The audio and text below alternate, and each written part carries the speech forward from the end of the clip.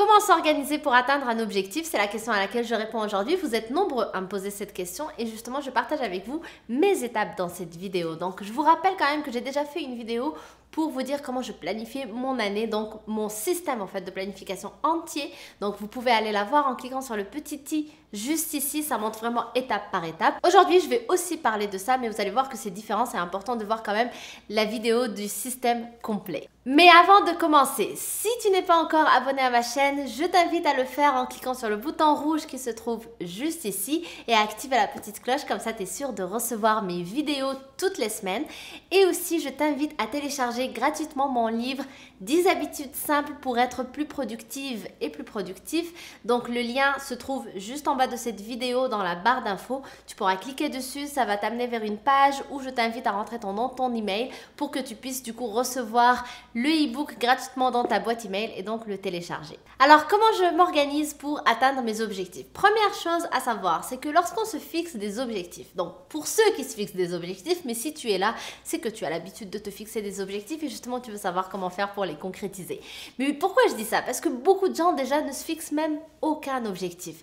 Peu importe la raison, parfois parce qu'ils ont peur de ne pas les atteindre, parfois parce qu'ils n'ont pas juste conscience du fait que lorsqu'on se fixe des objectifs, on évolue, on passe d'une étape à l'autre, parfois parce que personne ne leur a montré ou ils ne se sont jamais posé la question comment on fait pour fixer un objectif. Donc peu importe la raison, beaucoup de gens ne se fixent même pas des objectifs. Maintenant, comme j'ai dit, si tu es là, tu fais partie de ceux plutôt qui se fixent des objectifs et qui veulent évoluer et qui veulent amener leur entreprise ou leur projet ou leur vie en général au prochain niveau. Donc, première chose, c'est qu'il faut comprendre qu'à partir du moment où j'ai un objectif dans la tête, c'est-à-dire il y a quelque chose qui me fait vibrer, il y a quelque chose que je me dis, ça c'est ma prochaine étape, j'aimerais vraiment bien atteindre cet objectif-là, j'aimerais vraiment que ce soit ma priorité pour les prochains mois, pour les prochains jours, peu importe.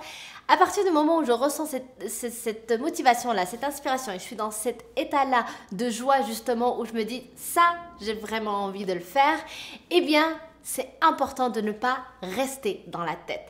C'est-à-dire que les idées, les rêves, les projets viennent d'abord en effet de façon imaginaire, donc c'est dans notre tête. Ensuite du coup on ressent ce sentiment qui nous dit « Ah oui, ce rêve-là, vraiment j'ai envie de le réaliser. Ah cet objectif, j'ai envie de le réaliser. » Et pour beaucoup de gens, ensuite on reste à cette étape-là. C'est-à-dire j'ai l'objectif dans ma tête et j'ai l'objectif dans ma tête. Et j'ai l'objectif dans ma tête et j'ai l'objectif dans ma tête. Et il n'y a plus rien après. Donc, pour ne pas tomber dans le piège de ces personnes justement qui vont avoir cet objectif dans la tête mais qui ne vont pas passer à l'action pour le concrétiser, première chose à faire que moi je fais, c'est que je prends un cahier que j'adore. Donc, un cahier dans lequel je note cet objectif. Donc, mon cahier ici est rempli toujours de mes objectifs à chaque fois que j'en ai en tête. Pas seulement au début de l'année, je fais ça à chaque fois qu'il y a un objectif qui me tient à cœur, que j'ai dans ma tête et je me dis, ça me parle. Donc, première chose que je fais, c'est que je viens le noter dans un beau cahier. Pourquoi un beau cahier? C'est juste parce que c'est un cahier qui me met en joie, qui me met dans un état où je suis contente du coup de l'ouvrir, contente d'écrire dedans mon objectif. Donc, ça me relie juste à cette joie, ce bonheur que cet objectif me procure ou ce projet me procure. Par la suite, une fois qu'on l'écrit, et comme j'ai dit, beaucoup ne le font pas. Donc déjà, première étape, très important de écrire ses objectifs sur du papier ou sur ordinateur, peu importe, choisis ce qui te plaît, ce qui te donne cette joie et ce qui te relie justement à la joie que ça t'amène, cet objectif-là, et écris-le.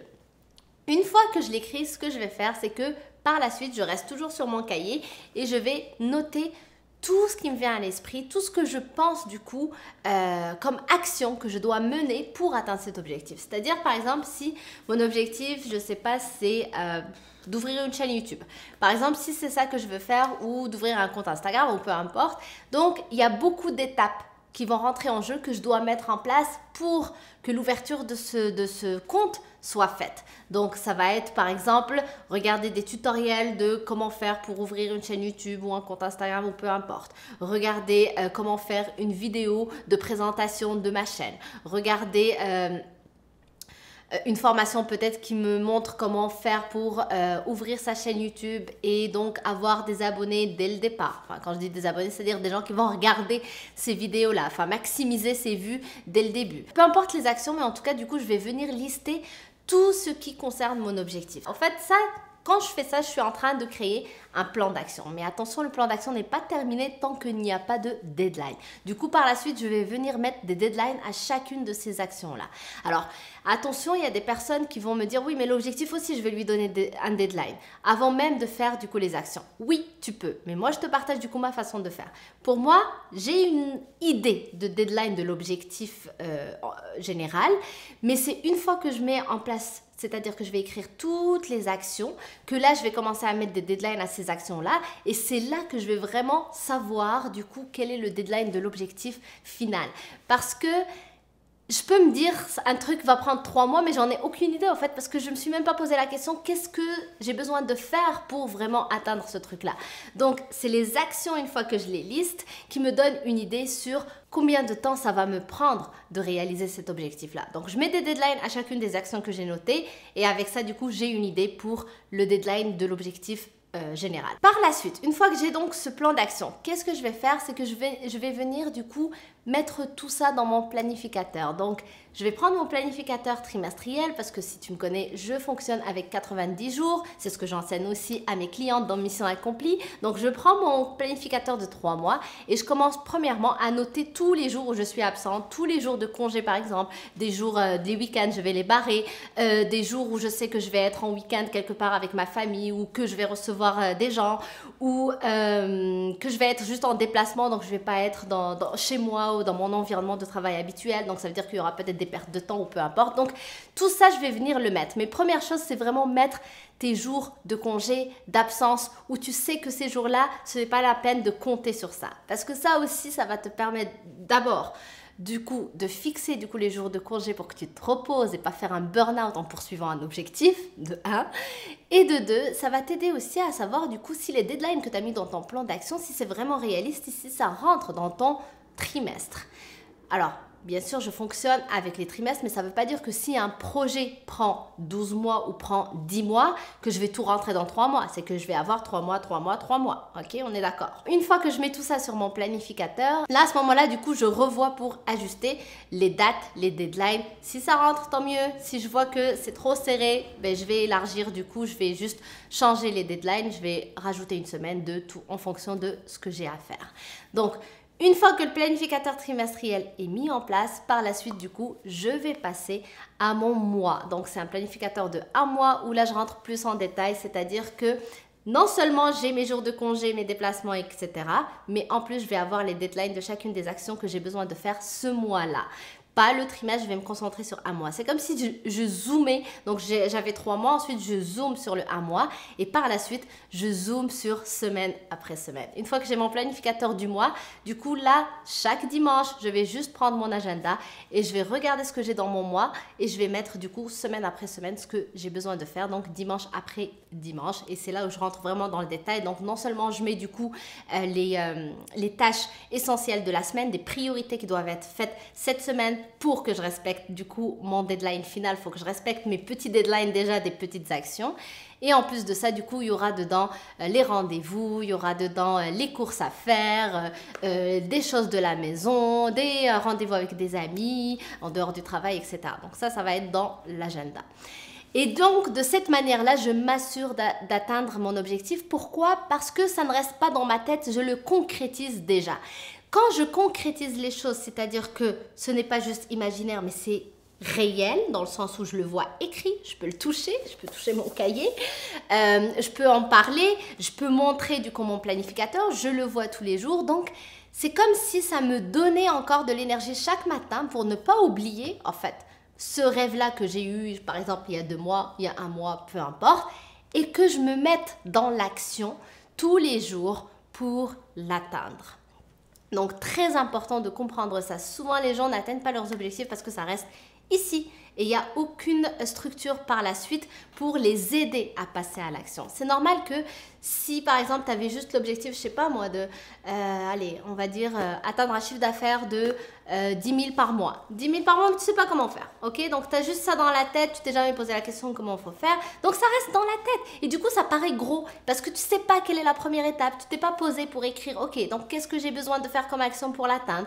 Donc, ça reste dans la tête, ça paraît gros. Et quand ça paraît gros, c'est une montagne qu'est-ce qui se passe? Je procrastine parce que ça ne me donne pas envie d'aller fournir autant d'efforts parce que c'est une montagne. Je n'ai pas envie d'escalader une montagne, ça demande beaucoup d'efforts. Donc c'est pour ça que le plan d'action ou écrire ses actions, écrire ses deadlines et aller une étape à la fois, ça va me permettre en fait de réduire cette montagne. C'est-à-dire qu'à la base, oui, j'ai un objectif final en haut de cette montagne, mais j'ai aussi des petits objectifs à chaque étape de la montagne. Donc au début, quand je me réveille un matin, je ne regarde pas le sommet, je regarde par exemple le premier kilomètre, les 2 premiers kilomètres, ok? Et donc j'avance petit à petit comme ça.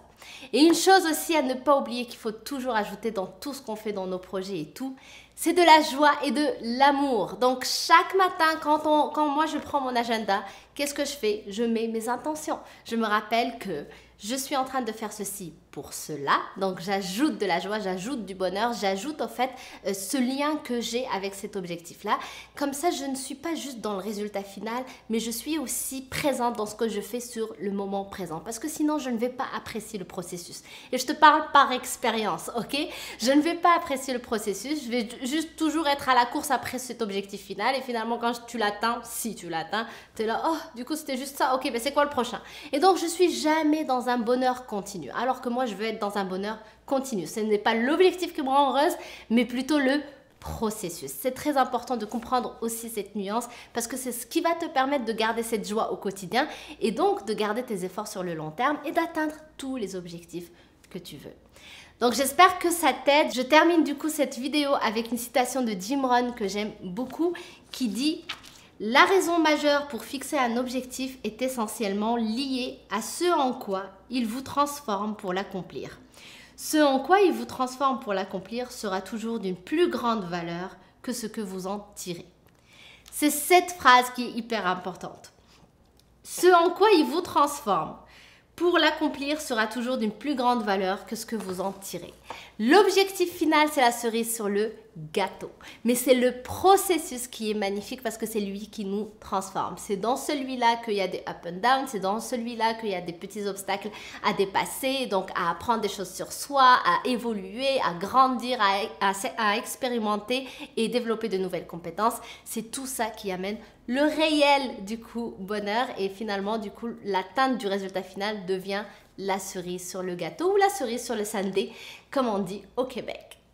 Donc j'espère que ça t'aide. Merci sincèrement d'avoir regardé cette vidéo. Si tu as des questions là-dessus, n'hésite pas à me les poser en bas dans les commentaires. Je me ferai une joie de te lire, de te répondre et bien évidemment de faire une vidéo s'il y a besoin dans le futur sur ta question. Donc merci encore. Si tu as aimé la vidéo, n'hésite pas à me le faire savoir avec des pouces bleus. Et aussi, je te rappelle que tu peux t'abonner en cliquant sur le bouton rouge qui se trouve juste ici et aussi à télécharger gratuitement mon livre 10 habitudes simples pour être plus productive et productif et atteindre du coup tes objectifs dans le plaisir. Donc je t'embrasse et je te dis à dimanche prochain. Bye!